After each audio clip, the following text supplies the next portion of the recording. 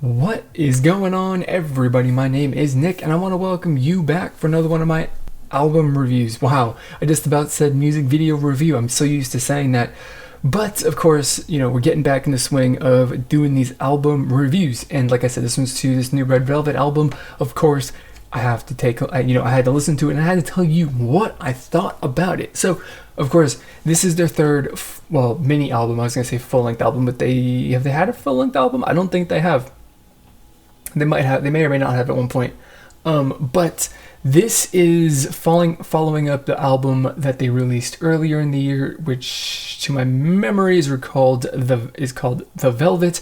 I had a script written and I took it to school because I'm stupid, and then I lost it. So now I don't have anything written down, and we're just, doing this on the spot ad lib. So this is going to be kind of terrible, I presume. But their first album, or their most recent album, was The Velvet. They released The Red at the end-ish of 2015, so it's been about a year since their last, Red kind of comeback. And in my review for the music video, I was like, this is maybe just like a little bit of a different kind of take on, that Velvet concept, but this was because I kind of slipped my mind, or because I completely forgotten about their about the song One of These Nights and the album that was associated with. So I was being a bit of a goof there.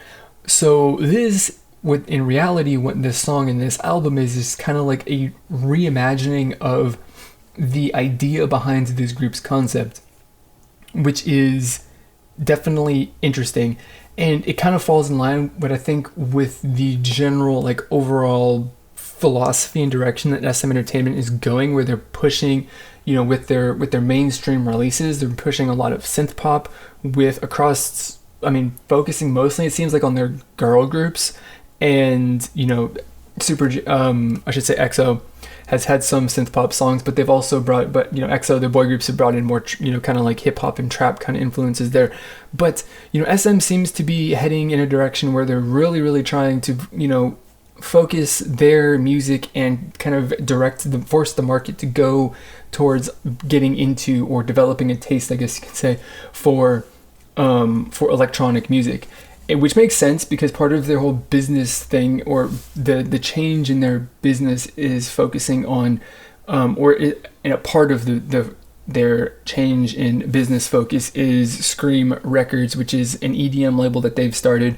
So it kind of makes sense that they would use their mainstream artists and groups to kind of start getting people used to listening to, electronic music. And it's really, really cool. I like it.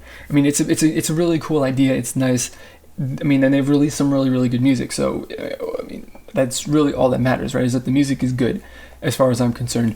So this album is definitely much more, when you look at it, it's much more from top to bottom, through the 7 tracks that are on this album. It's much more of a pop feel in every single song. Of course, this is, they've kind of, I guess, gone away from the, having the single albums that are dedicated to the one of the two, concepts that the group's named after, like they did with the previous 2 albums. And so now those are both combined into one, which is good, I think, because the Velvet, the last album, was pretty good. It was good, but just listening to it wasn't really my favorite album, just because it didn't have any songs that were just explicitly fun to listen to. It didn't have that high energy, and tempo in the album, which is something that I like to listen to. People like to like songs a lot of times where you can just kind of get into and jam to them and just have fun. So to take those out of an album is, it's not bad, but it's just kind of shrinks the market or the appeal of the album in total, because there's going to be, I guess, less opportunity in a way that people are going to actually find a song on there that they really, really like. So adding in, the Red and the Velvet aspect of this group into the same album, once again, it means that you've got, basically kind of a 50-50 split between the feels of these songs. And overall, I think that it's really, really great. So, my personal favorite songs on this right now, of course, is the promotion song Russian Roulette, and song number 3 called Bad Dracula, which is really, really awesome. That song is awesome, and those two fall into the up tempo synth pop kind of songs, which are awesome. But they do have, again, basically a lot of the other half or most of the other songs besides the ones I just mentioned are more, I would say, leaning towards the Velvet side to a certain extent, because they definitely are much more, low tempo, laid back, more vocally oriented and stuff.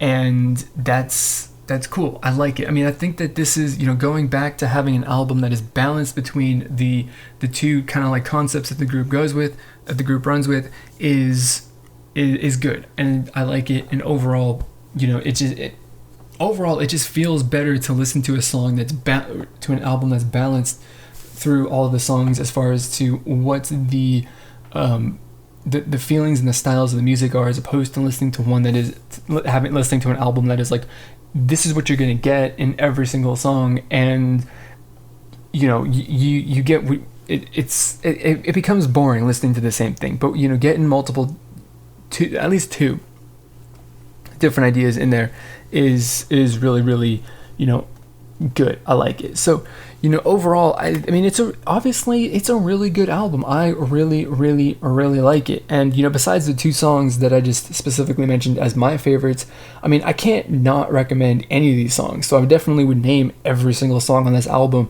as something that you should listen to. But of course, if you were going to start somewhere, I would definitely start at song number 1, which is Russian Roulette, and go all the way through to song number 7, titled My Dear, because every single song on there is good and worth listening to, and I guarantee, I'm pretty sure that you will find at least one song in there that you enjoy. If you don't like their promotion song, you'll probably find something else in there that you enjoy. So my rating here, which as if you watch my album reviews in the past, I don't give a number score, because I think that this isn't really, that can be a bit, that's obviously very, very subjective. But what is not subjective is whether or not I'm going to spend money on this album to support the good music. And without a doubt, 100%, I'm going to buy this album, and I would definitely recommend it. I mean, I definitely do say that this album is worth spending money on, in my opinion. It's good, and we're trying to encourage the groups and the companies to release music that is good, and also possibly even more music that is like this in the future. So that's it. That's my review. I mean, I like it. It's a nice kind of like return to the balanced kind of album that they had at the beginning of 2015, end of 2014 or whatever. And then, they've kind of reinvented and reimagined their sound a little bit. Like, it's not like it's anything crazy, but they've just kind of changed it up so that it kind of fits more with what the general business strategy of SM Entertainment is at the moment, or at least what it seems to be at the moment. So there you go. I like it, and I would pay money for it. That's all you really need to know.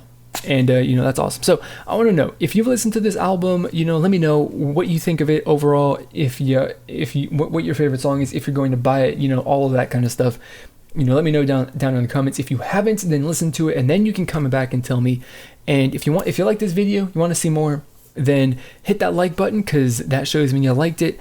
And then subscribe if you aren't already, so that you don't miss any of my future uploads. So that is going to be it for this video. As always, I want to thank you for watching, and I'll see you all next time.